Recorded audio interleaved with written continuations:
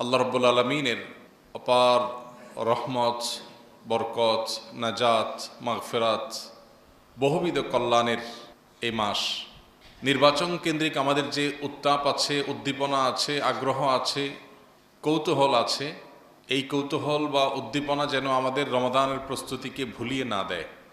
পার্থিব জীবনে বিভিন্ন উপলক্ষ আসবে, বিভিন্ন সুখের বা দুঃখের মুহূর্ত আসবে, বহু কৌতূহল আসবে, বহু কৌতূহল চলে যাবে, কিন্তু আমাদের আখেরাতের পাথেয় সঞ্চয় করার যে সুযোগ, সে সুযোগ কোনোভাবে আমাদের হাত ছাড়া করা বুদ্ধিমানের কাজ হবে না।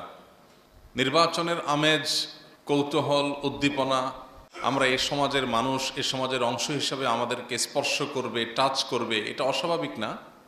কিন্তু অস্বাভাবিক হলো এই সাময়িক উদ্দীপনা, আগ্রহ, কৌতূহল, এটা যদি আমাদের স্থায়ী অনন্তকালের সুখ এবং নেয়ামত লাভের পথে বাধা সৃষ্টি হয়, আমাদেরকে যদি আত্মভোলা করে দেয়, সেটা হবে সবচেয়ে দুর্ভাগ্যজনক। তো এই জন্য নির্বাচন কেন্দ্রিক যে সমস্ত কৌতূহল, উদ্দীপনা আমাদের আছে, সেগুলোর পাশাপাশি আমাদের রমাদান কেন্দ্রিক প্রস্তুতি, রমাদান কেন্দ্রিক আমাদের যে সমস্ত পূর্ব পরিকল্পনা আছে, সেগুলো যথাযথভাবে হাতে নেওয়া দরকার। কারণ যে কোনো কাজের যথাযথ প্রস্তুতি মানে হলো সে কাজের অর্ধপূর্ণতা। প্রস্তুতি ভালো হলে কাজটা অর্ধেক পরিপূর্ণতা এমনিতেই পেয়ে যায়। আর প্রস্তুতি যদি ভালো না হয়, তাহলে সে কাজ যতই চেষ্টা করা হোক, সেটাকে পূর্ণতার সর্বোচ্চ পর্যায়ে নেওয়া কঠিন হয়ে যায়। এই জন্য আল্লাহ রাব্বুল আলামিন কোরআনে হাকিমে তাবুক যুদ্ধে যে সমস্ত মানুষেরা যায়নি, মুনাফিকদের একটি দল যায়নি, কিছু সরল মনা মুসলমান তারাও সেখানে অংশগ্রহণ করেননি, যদিও তারা এমন তওবা করেছেন যেই তওবাকে আল্লাহ তাআলা কোরআনে উল্লেখ করেছেন মডেল হিসাবে। তো সেই যুদ্ধে যারা শরিক হয়নি, তারা বিভিন্ন অজুহাত দিয়েছিল যে আমরা যেতে চেয়েছিলাম কিন্তু হয়ে ওঠেনি, আমাদের লক্ষ্য ছিল কিন্তু বিভিন্ন সমস্যা তৈরি হয়েছে, ইত্যাদি ইত্যাদি। আল্লাহ সুবহানাহু ওয়া তাআলা তাদের সেই দাবি নাকচ করে কোরআনে কারিমে বলেছেন, ওয়ালাউ আরাদুল খুরুজ, তারা যদি আল্লাহর রাহে জেহাদে যাওয়ার তাদের সত্যিকারের ইচ্ছা যদি থাকতো, লা আ'আদ্দু লাহু উদ্দাহ, তাহলে তারা তার জন্য আগে থেকে প্রস্তুতি নিত। প্রস্তুতি না নেওয়া থেকে বোঝা যায় তাদের আসলে ভালো কিছু করার ইচ্ছা, সদিচ্ছা নাই। তো এই আয়াত থেকে আমরা যে অংশটি এখানে নিচ্ছি সেটি হলো, রমাদান আসার পর ইমানদার হিসাবে যেহেতু শয়তান শৃঙ্খলাবদ্ধ হয়ে যায়, জান্নাতি আবহাওয়া এবং পরিবেশ বিরাজ করে, জান্নাতি ক্রিয়াকর্ম আমলসমূহ করবার বিভিন্ন সুযোগ তৈরি হয়, আমরা অনেকে ভালো কিছু করবার চেষ্টা করি, অন্তত মানসিকভাবে প্রস্তুতি না থাকলেও ওই সময়টাতে আমাদের ভালো কাজের আগ্রহ জন্মে, কিন্তু হয়ে ওঠে না। জীবনের বেশিরভাগ রমাদান আমরা বেশিরভাগ মানুষ পার করেছি আফসোস, আক্ষেপ, দুঃখ, কষ্ট নিয়ে। বিশেষ করে রমাদান যখন শেষ হয়ে যায়, তখন আমরা আফসোস করতে শুরু করি, ইস, তেমন কিছু করা হয়ে উঠল না, আহারে চলে গেল, শেষ হয়ে গেল, কি করতে পারলাম। এ হাউতাস করার পর শয়তান আমাদের মিথ্যা প্রবোধ দেয়, ঠিক আছে এই রমজান তো চলে গেছে, সামনের রমজান আল্লাহ হায়াত দিলে ইনশাল্লাহ যথাযথভাবে তুমি ইবাদত করবা। আমরাও সে প্রবোধ, সে সান্ত্বনা, মিথ্যা সান্ত্বনা গ্রহণ করে নিজেকে বুঝ দিয়ে আবার একটা রমজানের জন্য প্রস্তুতি নেই। কিন্তু এইভাবে একের পর এক রমাদান চলে যায়, আমাদের আফসোসের শেষ থাকে না। এর কারণ কি? কারণ হলো আগে থেকে যথেষ্ট পরিমাণে প্রস্তুতি, সঠিক এবং যথাযথ পদক্ষেপ এবং পরিকল্পনা আমাদের নেওয়া হয় না। ইসলামের ইতিহাসের সোনালী যুগের স্বর্ণ মানবেরা, আসলাফ যারা, এই উম্মতের প্রথম অংশ যারা, নবী করিম সাল্লাল্লাহু আলাইহি সাল্লামের হাতে গড়া সাহাবী, তাবেঈ, তাবে তাবেঈ যারা ছিলেন, সে মানুষগুলো হলো এই উম্মতে মুহাম্মদের সবচেয়ে সোনালী অংশ। তারা ছিলেন স্বর্ণ মানব, তারা ছিলেন আমাদের মডেল। সেই মানুষগুলোর একটা কমন কালচার ছিল রমাদানকে ঘিরে। সেই কালচারটা হলো, তারা রমাদান আসার 6 মাস আগে থেকে রমাদানের জন্য প্রস্তুতি, প্রিপারেশন, মানসিকভাবে এটার জন্য যাবতীয় উদ্যোগ এগুলো গ্রহণ করতেন এবং অপেক্ষায় থাকতেন 6 মাস ধরে রমাদান আসছে, 6 মাস আগে থেকে। আর রমাদান চলে যাওয়ার পর 6 মাস ধরে তারা রমাদানের যে সমস্ত আমল ইবাদত করার সুযোগ হয়েছে, তৌফিক হয়েছে, সেগুলো কবুলের জন্য আল্লাহর কাছে দোয়া নিবেদন করতেন। এইভাবে তারা পুরো বছর রমাদানকে ঘিরে তারা কাটাতেন। কখনো রমাদানের ইবাদত বন্দেগী কবুল হওয়ার দোয়া নিয়ে, আবার কখনো রমজানের প্রাপ্তির প্রত্যাশা নিয়ে, পরিকল্পনা নিয়ে তারা রমাদানকে ঘিরেই পুরো বছরকে অতিক্রম করতেন, কাটাতেন। দুর্ভাগ্য আমাদের, রমাদান দোরগোড়ায় চলে আসলো, আমরা অনেকেই নির্বাচনী ব্যস্ততা, নানান কৌতূহল নিয়ে এমনভাবে ব্যস্ত আছি যে রমাদান আসছে যে তার কোনো আলামত ছিটে ফোটা মানসিকভাবে আমাদের সার্বিকভাবে আমাদের জীবনে তার কোনো প্রতিফলন দেখা যায় না। মোহতারাম হাজরিন, সে হাদিস তো আমাদের সবারই জানার থাকার কথা। নবী করিম সাল্লাল্লাহু আলাইহি সাল্লামের কাছে যখন জিবরিল এসে আল্লাহর তরফ থেকে বলেছিলেন, বাউদামান আদরাকা রমাদান ওয়ালাম ইউগফার লাহ, যে ব্যক্তি রমাদান পেল অথচ আল্লাহর কাছ থেকে ক্ষমা পায়নি, এই ব্যক্তি ধ্বংস হোক, দূর হোক। এখানে রমাদান লাভের পরও যদি কেউ মাগফিরাত না পায়, রমাদান পেয়েও যদি কেউ সেটাকে সদ্ব্যবহার করতে না পারে, রমাদান পেয়েও যদি কেউ তার গুনাহ খাতা, অন্যায়, অপরাধ যেগুলো আমলনামা ভরে গেছে সেগুলোকে ক্লিন করতে না পারে, ডিলেট করতে না পারে, তার চাইতে হতভাগা আর কেউ নাই। এই হাদিস থেকে সেটি বোঝা যায়। প্রিয় ভাইয়ের আমার, রমাদানের শেষে যদি একটু শুকরিয়ার তৃপ্তির ঢেকুর আপনি ফেলতে চান, রমাদানের শেষের দিকে এসে যদি আল্লাহর কৃতজ্ঞতা আদায় করে আল্লাহর কাছে আনন্দ প্রকাশ করতে চান, কৃতজ্ঞতা আদায় করতে চান, কিছু করতে পেরেছেন, অন্তত আপনার দিল গাওয়া দিচ্ছে যে আপনার মানসিক একটা শক্তি তৈরি হয়েছে যে আপনাকে আল্লাহ কিছু কাজের তৌফিক দিয়েছেন, এটা যদি আপনি চান তাহলে আপনাকে এখন থেকে, রমজানের যথেষ্ট আগে থেকেই প্রস্তুতি গ্রহণ করতে হবে। বেশিরভাগ মানুষ আমাদের সমাজে তারা রমাদানকে ঘিরে পরিকল্পনা থাকে যে রমাদান শুরু হয়ে যাবে আর আমি ইবাদতবন্দেগী শুরু করব। অর্থাৎ যেদিন চাঁদ উঠবে আর সন্ধ্যা থেকে আমার তেলাওয়াত শুরু হবে, আমল শুরু হবে। আদতে সেটা হয় না। কেন হয় না? কারণ একটা মানুষ দাঁড়িয়ে আছে, ঠায় দাঁড়িয়ে আছে, এ দাঁড়ানো থেকে একজন মানুষ হঠাৎ করে ঘন্টায় 15-20 কিলোমিটার বেগে দৌড় দিতে পারে না। অথবা একটা গাড়ি ঠায় দাঁড়িয়ে আছে, হঠাৎ করে সেটার 60-70-80 কিলোমিটার স্পিডে হঠাৎ করে উঠে যেতে পারে না। বরং তার আগে যদি ম্যানুয়াল গাড়ি হয় তাহলে প্রথম গিয়ারে তাকে 10-15 কিলোমিটার বেগে গাড়ি স্পিড উঠাতে হয়, তারপর সেকেন্ড গিয়ারে গিয়ে আরেকটু 30-40 কিলোমিটার উঠাইতে হয়, থার্ড গিয়ারে গিয়ে সে 50-60-70 উঠাইতে হয়, এরপরে ফোর্থ গিয়ারে সে 100-120-30 উঠাইতে হয়। ঠিক একইভাবে একজন মানুষ ঠায় দাঁড়িয়ে আছে, তার আগে হাঁটা শুরু করতে হয়, এরপরে দৌড়ের স্পিড একটু বাড়াইতে হয়, এরপরে স্পিড আরো বাড়ে। এখন রমাদানের শুরুর জন্য আপনি সবকিছু জমা করে রাখছেন যে হাঁটা শুরু করব, চাঁদ উঠুক, চাঁদ উঠলে শুরু করব। তো চাঁদ উঠবে, আপনি তো ততক্ষণ ঠায় দাঁড়িয়ে আছেন, এখন আমল করছেন না, ইবাদতবন্দি করছেন না, কোনো প্ল্যান পরিকল্পনা করছেন না, বাস্তবায়ন করার চিন্তা করছেন না, অপেক্ষায় আছেন কখন রমজানের চাঁদ দেখা দিবে। চাঁদ দেখা গেছে, আপনি এবার শুরু করেছেন, তো দেখা যায় যে হাঁটতে হাঁটতে 10 দিন যায়, এরপরে দৌড়ানোর পরিকল্পনা করতে করতে আর 10 দিন যায়, এরপরে ঈদের ব্যস্ততা এসে বাকি 10 দিন হারায় যায়, আর ফুল স্পিডে দৌড়ানোটা হয়ে ওঠে না। এই জন্য মোহতারাম হাজরিন, নবী করিম সাল্লাল্লাহু আলাইহি সাল্লাম শাবান মাসের পুরো মাসের বেশিরভাগ দিনগুলো রোজা রাখতেন। কেন রাখতেন? এই শাবান মাসের রোজার দুটি কারণ তো হাদিসে উল্লেখ করা হয়েছে, এর বাইরে আরো বহুবিধ কারণ আছে। একটি কারণ তো নবীজি বলেছেন, যাকা শাহরুন ইয়াগফুলুন নাস বাইনা রজবা ওয়া রমাদান। নবীজিকে জিজ্ঞাসা করা হয়েছিল যে আপনি শাবান মাসে এত রোজা কেন রাখেন? তিনি বলেছিলেন, হাদিসে ওসামা ইবনে যায়েদ রাদিয়াল্লাহু বর্ণনা করেছেন যে নবীজি বলেছেন, এই মাসে মানুষ উদাস থাকে। এর আগের মাসটা থাকে রজব মাস, যেটা সম্মানিত 4 মাসের একটা, যার কারণে তার একটা আলাদা ইম্পর্টেন্সই আছে। আবার এর পরের মাসটা রমজান মাস, সেটা তো বছরের সেরা মাস বলার অপেক্ষা রাখে না, যার কারণে এই 2 মাস মানুষ ইবাদত বন্দেগীর টুকটাক চেষ্টা করে। বাট মাঝে পড়ে এই শাবান মাসটাতে মানুষ ওই যে আমরা বলি মোচে তাও দেওয়ার মতো, যে রমজান তো আসছেই, এখন আর কি করার আছে, আসুক না, আসলে শুরু করব। তো এই মাসটাতে মানুষ উদাস থাকে।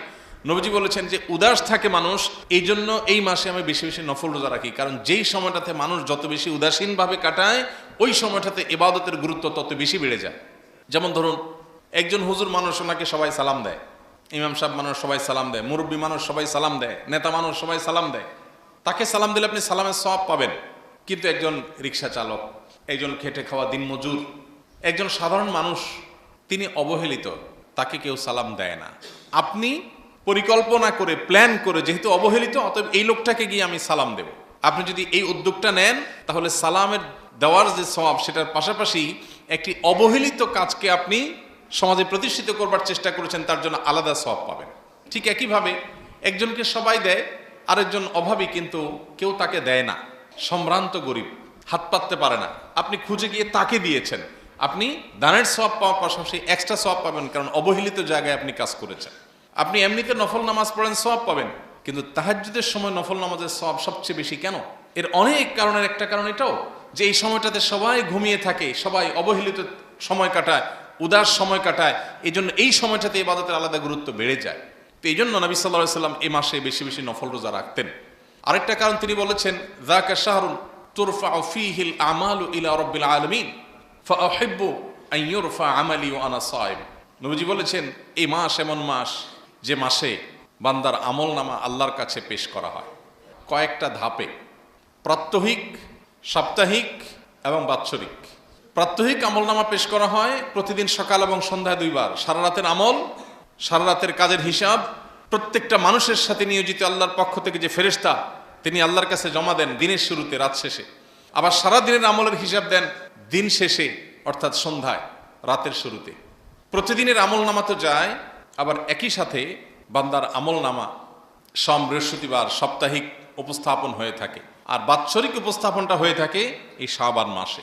এই জন্য নবীজি বলেছেন, ফাউহিব্বু আন ইউরফা আমালি ওয়া আনা সাইম, আমার আমলনামা যখন ফেরেশতারা আল্লাহর কাছে জমা দিবে, আমি চাই ওই টাইমে রোজা রাখতে। কারণ একজন শ্রমিক, একজন কর্মী, কর্মচারী, কর্মকর্তা, তিনি যেখানে কাজ করছেন, তিনি নিশ্চয়ই চাইবেন তার সিরিয়াস কাজের মোডে তার কর্তৃপক্ষ তাকে দেখুক। তার কাজের মধ্যে কখনো উদাসীনতা আসলে সেই সময় তাকে দেখুক, এটা তিনি চাইবেন না। তিনি প্রত্যাশা করবেন যে আমি প্রচুর কাজের মধ্যে ব্যস্ত আছি, অনেক বেশি কাজের মোডে আছি, এই অবস্থায় আমার ঊর্ধ্বতন কর্তৃপক্ষ, মালিক পক্ষ, তারা যদি আমাকে দেখতে পায়, তাহলে আমার কাছে ভালো লাগবে যে আমার সিরিয়াস মুডটা তারা দেখেছে। ঠিক একইভাবে নবীজি এই মাসে যেহেতু আল্লাহর কাছে বান্দার আমলনামা পেশ করা হয়, সেজন্য তিনি এই মাসে নফল রোজা বেশি রাখতেন। কারণ তিনি চাইতেন, প্রত্যাশা করতেন যে তার আমলনামা উপস্থাপনের সময় তিনি যেন রোজা রাখেন। এই দুটি কারণ তো হাদিসে এসেছে। এর বাইরে আরেকটি কারণ হলো, এটি রমাদান মাসের প্রস্তুতির অংশ। হঠাৎ করে অনেকে রোজা শুরু করলে, সারা বছর যাদের রোজা রাখার অভ্যাস নাই, দেখা যায় অসুস্থ হয়ে পড়ে, দেখা যায় পেটের পীড়া, জ্বর, ঠান্ডা ইত্যাদি লেগে যায়। কারণ তার হঠাৎ করে এরকম খাদ্যাভ্যাসে যখন চেঞ্জ হয়, তার রুটিনে যখন বড় পরিবর্তন আসে, তখন সেটা তিনি নিতে কষ্ট হয়। এই জন্য শাবান মাস থেকে যদি আমরা কিছু কিছু নফল রোজা রাখি, সোমবার, বৃহস্পতিবার, চাঁদের 13, 14, 15, এর বাইরে শাবান মাসের যে কোনো দিনই নফল রোজার জন্য আদর্শ মাস। শীতের মৌসুম হওয়ার কারণে রোজা রাখা আরো সহজ। তাহলে এটা হবে পার্ট অফ প্রিপারেশন, আমাদের রমাদানের প্রস্তুতির একটা অংশ এখন থেকে নফল রোজা রাখা, যেটা নবী সাল্লাল্লাহু আলাইহি ওয়াসাল্লাম করেছেন। ঠিক একইভাবে রমাদানে আমরা কি করতে চাই, তার জন্য আরো বহুবিধ পরিকল্পনা করার সুযোগ আছে। প্রিয় ভাইরা আমার, পরিকল্পনার একটা বড় অংশ জুড়ে থাকা উচিত তাখলিয়া, আত্মশুদ্ধির 2টি পার্ট। আমাদের নিজেদেরকে পরিবর্তন করবার, জাহান্নামমুখী যাত্রা থেকে পরিবর্তন করে জান্নাতমুখী যাত্রায় যদি আমরা যেতে চাই, জাহান্নামী ট্র্যাক থেকে সরে গিয়ে যদি জান্নাতি ট্র্যাকে যেতে চাই, তাহলে 2টি উদ্যোগ বা 2 ধরনের উদ্যোগ আমাদের নিতে হয়। একটা হলো তাখলিয়া, অর্থাৎ আমাদের মধ্যে যে সমস্ত মন্দ দিক আছে এগুলো থেকে নিজেকে খালি করা, শূন্য করা। আরেকটা হলো তাহলিয়া, ভালো দিক দিয়ে নিজেকে পরিপূর্ণ করা। এই 2 ধরনের প্রচেষ্টার মধ্য দিয়ে একজন মানুষ পরিশুদ্ধ হয়ে ওঠে, জান্নাতের উপযোগী হয়ে ওঠে, ভালো মানুষ হয়ে ওঠে, মুত্তাকি হয়ে ওঠে, ইমানদার হয়ে ওঠে। তাহলে দুইটাই আমাদেরকে প্যারালালি করে যেতে হয়, একদিকে তাখলিয়া আর একদিকে তাহলিয়া। তাখলিয়া মানে হলো খালি করা, আর তাহলিয়া মানে হলো সজ্জিত করা, পরিপূর্ণ করা। রমাদান কেন্দ্রিক পরিকল্পনায় 2টি তাখলিয়া বা 2টি আপনার বিশেষ নিজের মধ্যকার মন্দ দিক দূর করার, বিশেষ করে আমার ইবাদতের ক্ষেত্রে যে সমস্ত প্রতিবন্ধকতা, যে সমস্ত বাধাগুলো তৈরি হয়, এগুলোকে আমরা মোটা দাগে যদি আমরা দেখি, তাহলে দেখা যায় 2টি বিষয়। এই 2টি বিষয়কে যদি কন্ট্রোল করা যায়, আশা করা যায় রমাদানের ইবাদত বন্দেগী আমি যা করতে চাই সেটা করা অনেকটা সহজ হয়ে যাবে। সবাই করতে চাই, অ্যাজ এ মুসলমান সবাই ভালো কিছু করতে চাই, কিন্তু হয়ে ওঠে না। এ না হওয়ার পেছনে সঠিক পরিকল্পনার অভাব এবং পরিশুদ্ধি অভিযান। কোনো পাত্রে কিছু রাখবার জন্য পাত্রে আগে কিছু থাকলে সেটা খালি করতে হয়। খালি না করে যদি আপনি রাখতে চান, তাহলে তো থাকবে না। এখন আপনি রমজানে আমল রাখতে চান, ইবাদত রাখতে চান, কিন্তু আপনার আগে থেকে অনেক আজেবাজে জিনিসে পরিপূর্ণ আছে। এই জন্য সেগুলোকে খালি করার অভিযান পরিচালনা করতে হয় নিজের বিরুদ্ধে নিজে। এক্ষেত্রে 2টি বিষয় আমার কাছে মনে হয় যদি আমরা নিয়ন্ত্রণ করতে পারি, এবং 2টি ক্ষেত্রে যদি আমরা পরিচ্ছন্নতা অভিযান, নিয়ন্ত্রণ অভিযান পরিচালনা করতে পারি নিজের বিরুদ্ধে নিজে, তাহলে দেখবেন রমাদান আপনার অন্য রমাদান কাটিয়েছে। আপনার জীবনে বহু রমাদান তো অতিক্রম করেছেন, এই রমাদান সম্পূর্ণ ভিন্ন রমাদান হতে পারে যদি 2টি জিনিস থেকে নিজেকে মুক্ত করতে পারে। নাম্বার 1, আমাদের এখনকার শুধু ইবাদত বন্দেগী আর নেকামল বা আখিরাত কেন্দ্রিক কর্মকাণ্ডই না, আমাদের পার্থিব যে প্রোডাক্টিভিটি আছে, আমাদের জাগতিক যে জীবনের বারাকা আছে, এটা নষ্ট হওয়ার অন্যতম বড় কারণ স্মার্টফোনের আসক্তি, নেট এবং মোবাইল ফোনে ব্যস্ততা। এটা নিয়ে দ্বিমত করবার মতো সুযোগ কারণ নাই। যিনি রুগী তিনি স্বীকার করেন, যিনি রুগী না তিনিও স্বীকার করেন, কিন্তু হয়ে ওঠে না। জিজ্ঞেস করলে বলে, ভাই চেষ্টা করি, পারতেছি না। পারতেছেন না মানে আপনাকে বেঁধে রাখছে কে? শয়তান অদৃশ্য রশি দিয়ে বেঁধে রেখেছে। এর জন্য প্রয়োজন হলো সৎ সাহস, এর জন্য প্রয়োজন হলো নিজের বিরুদ্ধে নিজে একটা কঠিন সিদ্ধান্ত গ্রহণ করার মতো ইচ্ছা শক্তি। সেই জিনিসটা যদি আমরা আনতে পারি, ইনশাআল্লাহ বিদিনিল্লাহ এই কাজটা সহজ হবে। স্মার্টফোনের, বিশেষ করে নেট কানেকশনের, সোশ্যাল মিডিয়ার যে আসক্তি, এই আসক্তিটা আমাদের সমস্ত ফোকাস, মনোযোগ নষ্ট হওয়ার সবচেয়ে বড় কারণ আজকের যুগে। আপনি যদি পরীক্ষার জন্য হলেও এই একটা রমাদানকে আপনি স্মার্টফোন মুক্ত রমাদান কাটাতে পারেন বা নেট মুক্ত রমাদান কাটাতে পারেন, তাহলে সেক্ষেত্রে আপনার জীবনের যে কোনো রমজানের চাইতে এই রমাদানকে আপনি ভিন্নতর রমাদান হিসাবে পাবেন, সন্দেহ নাই। আপনি পরীক্ষামূলক অন্তত 5টা দিন 10টা দিনের জন্য আপনি করে দেখতে পারেন। আমি আল্লাহর এরকম বহু বন্দাকে, অনেক নেককার মানুষকে চিনি, জানি, যারা রমজান উপলক্ষে অন্তত নেট কানেকশন থেকে ডিসকানেক্টেড হয়ে যায়। পরিচিত লোকদেরকে জানায় দেয় যে এই মাসে আমি নেট কানেকশনে থাকবো না, খুব বেশি জরুরি হলে সিমে কল করলে পাওয়া যাবে, ব্যাস। হ্যাঁ, এটা সবার জন্য হয়তো খাটবে না। অনেকে হয়তো তার কাজ কামের ধরনটাই এমন যে তার নেটের সাথে কানেক্টেড থাকতে হবে, তাহলে সেক্ষেত্রে আমরা টাইম লিমিট করে ফেলি যে আমি এতটা থেকে এতটা পর্যন্ত এখানে এঙ্গেজ থাকবো, বাকি সময় আমি ডিসকানেক্টেড থাকবো। এটা সিদ্ধান্তের ব্যাপার, এটা ইচ্ছা শক্তি দরকার, এর জন্য হিম্মত দরকার, সৎসাহস দরকার। এই একটা কাজ যদি করা যায়, শুধু একা নিজে না, পুরো বাসার এনভায়রনমেন্ট, পরিবেশটা যদি এমন করা যায় যে এখানে নেটের আসক্তির কোনো জায়গা থাকবে না, তাহলে আপনি দেখবেন আপনার রমাদানের সবচেয়ে অর্থবহ, সবচেয়ে যথাযোগ্য প্রস্তুতিটা আপনি গ্রহণ করলেন। এখন থেকে তার জন্য প্ল্যান শুরু করতে হবে যে আমি কিভাবে কাটাবো, কি কি অসুবিধা হতে পারে, সেগুলোর জন্য বিকল্প পথ কি হতে পারে। ইবাদতের ক্ষেত্রে আমরা বেশিরভাগ মানুষ শুধু ইবাদতের প্ল্যান করি। ঠিক আছে, আমি কোরআন তেলাওয়াত করব, তার জন্য টাইম ফিক্স করি, ইবাদত বন্দি করব, তার জন্য টাইম ফিক্স করি, আমি দান দক্ষিণা করব, তার জন্য প্ল্যান পরিকল্পনা করি, সবই ঠিক আছে। কিন্তু আমার ইবাদত বন্দি এবং সমস্ত ভালো কাজের ফোকাস এবং মনোযোগ নষ্ট হওয়ার সবচেয়ে বড় যে কারণ, সেটাই দূর করি না। এই জন্য কোনো পানির কূপে যদি কোনো ইঁদুর পড়ে মারা যায়, কোনো প্রাণী পড়ে মারা যায়, তাহলে ফিকার কিতাবগুলোতে মাসআলা আছে, এত বালতি পানি ফেলে দিলে পাক হয়ে যাবে। কিন্তু আগে তো মরা ইঁদুরটা ফেলতে হবে, তারপরে না পানি তুললে সেটা পাক হবে। মরা ইঁদুরটা ভেতরে রেখে যদি আপনি পানি ফেলতেই থাকেন সারাদিন, তারপরে তো কখনো পাক হবে না। ঠিক একইভাবে আপনি ইবাদতের যত প্ল্যান পরিকল্পনা রমাদানকে ঘিরে করেন না কেন, আপনার ইবাদতের মনোযোগ নষ্টকারী বিষয়টাকে তো গলা চিপে ধরতে হবে, ওইটাকে তো আগে সরাতে হবে। তারপরে আপনি অল্প আমল করলে দেখবেন সে আমল আপনি অনুভব করছেন ভেতর থেকে, সে আমল আপনাকে স্পর্শ করবে, সে আমল আপনাকে পরিতৃপ্তি দিবে, সে আমল আপনার মধ্যে আনন্দ দিবে, সে আমল আপনার মধ্যে প্রেরণা দিবে, সে আমল রমাদান পরবর্তী জীবনে আপনাকে উদ্বুদ্ধ করবে, আপনাকে তাকওয়ার উপরে টিকিয়ে রাখবে। রমাদান আসছেই তাকওয়ার জন্য, সে তাকওয়ার সবচেয়ে বড় বাধা হলো এই অবাধ আপনার সোশ্যাল মিডিয়ার যে আসক্তি, সেখানে যে বিচরণ, সেই জিনিসটা। বাসা বাড়িতে সবাই মিলে বসে যদি রমাদানের আগে ডিসিশন নেই যে এই রমাদানটাকে আমরা অন্তত এই সমস্ত আসক্তিগুলো থেকে দূরে রাখবো, এই প্ল্যানটা যদি আমরা করতে পারি, ইনশাল্লাহ অনেকখানি সার্থক হয়ে যাবে। আল্লাহ আমাদেরকে তৌফিক দান করুন। এটার জন্য শুধু সদিচ্ছা দরকার, আসলে সবার দ্বারা সম্ভব। যার কাজই নেটে, তার দ্বারা সম্ভব। কাজের সময় আমি থাকবো, পার্সোনাল সময় রাতের বেলা মাগরিব থেকে একেবারে ফজর পর্যন্ত আমার এখানে কোনো অংশগ্রহণ থাকবে না, কোনো ইনভলভেশন থাকবে না, আমি এখানে কোনোভাবে সময় দেব না। এবং প্রয়োজনে সিস্টেমটাকেই বন্ধ করে দেওয়া, যে আমি কোনো ডেটা মোবাইলে নেব না। আমার বাসায় নেট কানেকশন 1 মাসের জন্য অফ থাকবে, রাউটার বন্ধ থাকবে। প্রয়োজন নির্দিষ্ট সময় লাগলে নির্দিষ্ট সময় অন করে কাজ সেরে, আর বাকি ফুল সময় বন্ধ থাকবে। এগুলোর জন্য দরকার হলো সে সদিচ্ছা এবং আল্লাহ তাআলার কাছে দোয়া করা। আল্লাহ বলেছেন, ইন্নামা ইয়াতাকাব্বালুল্লাহু মিনাল মুত্তাকিন। সবার তৌফিক হয় না, যারা মুত্তাকি তাদেরটাই আল্লাহ তাআলা কবুল করেন। এজন্য আল্লাহর কাছে চোখের পানি ফেলে দোয়া করো, আল্লাহ এক একটা রমাদান আসে চলে যায়, জীবন থেকে এক একটা রমাদানের সম্ভাবনা শেষ হয়ে যায়। এই রমাদানটা যেন আমি ভিন্ন ব্যতিক্রম রমাদান কাটাতে পারি। এই রমাদান যেন আমাকে মুত্তাকি বানিয়ে দেয়, এই রমাদান যেন আমার জীবনটাকে পরিবর্তন করে। আল্লাহ আমাদের সবাইকে সেই তৌফিক দান করুন। দ্বিতীয় যে বিষয়টির কথা বলছিলাম, সেটি হলো আমাদের খাদ্যাভ্যাস। এটা আমাদের রমাদানের ইবাদতের পথে সবচেয়ে বড় বাধাগুলোর একটা। বিশেষ করে আমাদের দেশে যে ভাজা পোড়া থেকে নিয়ে যত অস্বাস্থ্যকর খাবারের কালচার রমাদানকে ঘিরে আমাদের দেশে আছে, এইটা যদি বন্ধ করা না যায়, তাহলে ইবাদত করে আপনি আসলে শান্তি পাবেন না। ইবাদতের সাথে আমাদের শারীরিক সুস্থতার অনেক সম্পর্ক আছে। নবী করিম সাল্লাল্লাহু আলাইহি ওয়াসাল্লাম বলেছেন, আল মুমিনুল কবিয়্যু আহাব্বু ইলাল্লাহি মিনাল মুমিনিদ দাঈফ। দুর্বল ইমানদারের চাইতে আল্লাহর কাছে সবল ইমানদার বেশি প্রিয়। সবল ইমানদার আল্লাহর কাছে বেশি প্রিয়।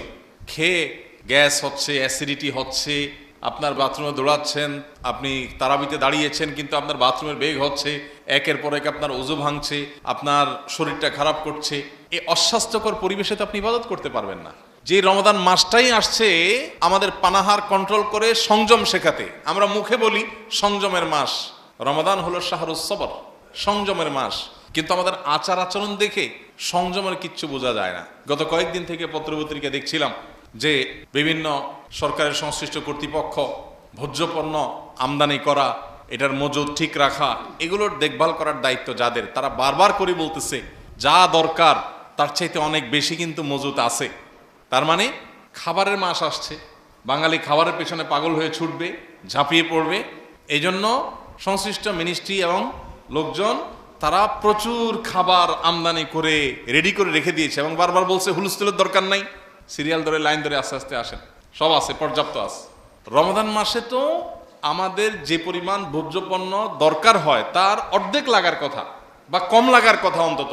কারণ যেখানে সারা বছর দিনের বেলা সকাল থেকে সন্ধ্যা পর্যন্ত 3বার 4বার খাই, সেখানে রমজান মাসে দিনের বেলা খানাই নেই, রাতে তো জেগেই থাকি অল্প কয়েক ঘন্টা, তাহলে তো খাবার তো কমে যাওয়ার কথা। কিন্তু না, তেলের দাম বেড়ে যায়, চিনির দাম বেড়ে যায়, ছোলার দাম বেড়ে যায়, সবজির দাম বেড়ে যায়, মাছ গোশের দাম বেড়ে যায়। কারণ এমন খানা খায়, আর এই খাওয়ার জন্য একটা জাল হাদিস বানায় নিছে, রমজানের খানার কোনো হিসাব নাই, চুরি চুরি সিনা চুরি, খাবে কবজি ডুবায়া লাগামহীন, ওইটা খাওয়ার জন্য আবার একটা জাল হাদিস বানায় নিস যে রমজানে খানার কোনো হিসাব নেই।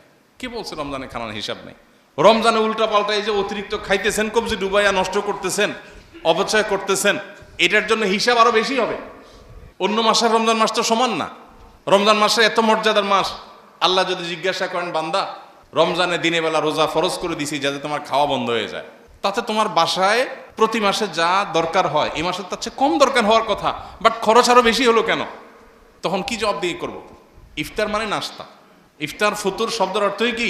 নাস্তা। সারা বছর আপনি নাস্তা কয় আইটেম দিয়ে করেন? সচরাচর আমাদের বাসা বাড়িতে কয় আইটেম হয়? রুটি, ভাজি, একটা ডিম পোস, খিচুড়ি, এই তো এই জাতীয় আইটেম। তো সব মিলিয়ে 2, 3, 4 পদ। ইফতারে কত পদ খান? যে সারা বছর 3 পদ খায়, ইফতারিতে খেয়ে অন্তত 10 পদ খায়। শরবতই 2টা 3টা লাগে। মহিলারা আসর পথে বানাইতে বানাইতে কাহিল, আর আমরা খাইতে খাইতে কাহিল। আসর থেকে নিয়ে খাইলাম আর মাগরিবের পর থেকে ছাড়লাম। ইবাদতের যে পিক টাইম, ফুল পিক টাইম, শয়তান আমাদের মহিলাদের ব্যস্ত করে দিছে, খানা বানাও আর খায়া এক ইনিংস শেষ করে ইনিংস ঘোষণা দিয়ে মাগরিবের নামাজে আসে। ইফতারের একটা ইনিংস শেষ করে ইনিংস ডিক্লেয়ার করে কোথায় আসে? পুরুষের নামাজে আসে। নামাজ পড়ে যায়া সেকেন্ড ইনিংস স্টার্ট করে। খাইতে খাইতে কাহিল, আর মহিলারা এক সময় রান্না করতে করতে কাহিল, আর পুরুষরা খায়া সব তুষ করে ধুই চলে আসছে। এরপরে ওইগুলো আবার গোছাতে গোছাতে কাহিল, রাতের অর্ধেক পা, এর মধ্যে শোয়ার সময় রমজান শেষ।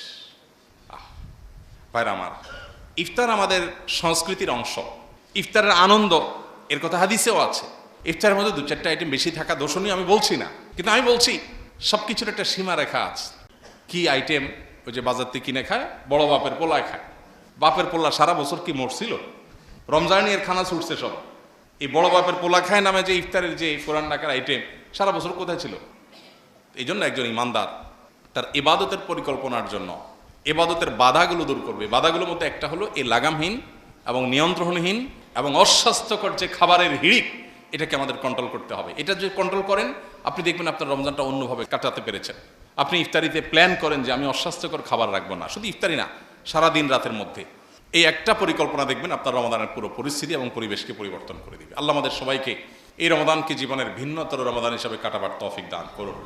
এর পাশাপাশি আমরা রমাদানে কোরআন তেলাওয়াতের জন্য সময় বের করা, অন্য অনর্থক কাজ থেকে বেরিয়ে আসার জন্য প্ল্যান পরিকল্পনা করা, ইবাদতের মধ্যে কাটাবার জন্য আরও যে সমস্ত প্ল্যান পরিকল্পনা করা, সেগুলো আমরা ইনশাআল্লাহ করবো। আল্লাহ তাআলা আমাদের সবাইকে রমাদানকে অর্থবহ করবার জন্য যা যা উদ্যোগ নেওয়া দরকার, যেগুলো উদ্যোগ নিলে আমাদের রমাদান অর্থবহ হবে, আল্লাহ তাআলা সেই উদ্যোগগুলো আমাদের সবাইকে গ্রহণ করার তৌফিক নসিব করুন।